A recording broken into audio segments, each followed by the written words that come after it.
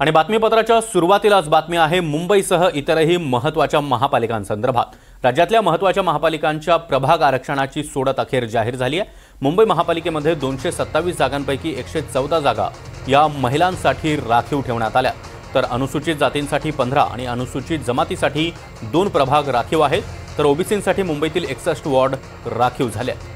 20 November 2025 रोजी दुपारी 3 वाजेपर्यंत आरक्षण प्रारूपावर हरकती आणि सूचना सादर करता येणार आहेत। दाखल झालेल्या हरकती आणि सूचना विचारात घेऊन आरक्षणाची अंतिम अधिसूचना प्रसिद्ध करण्यात येणार आहे।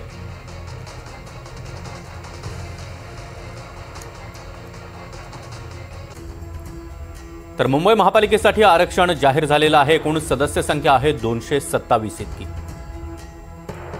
तर महिलांसाठी राखीव 114 वॉर्ड,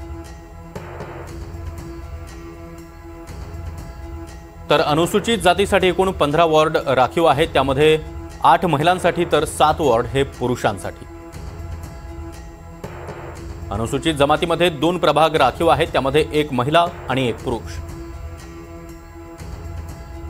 ओबीसींसाठी एकूण 61 प्रभाग राखीव झालेले आहेत, त्यामध्ये 31 महिला तर 30 पुरुष। त्याचबरोबर सर्वसाधारण प्रवर्गासाठी 149 प्रभाग राखीव आहेत, त्यामध्ये 74 महिला आणि 75 पुरुष।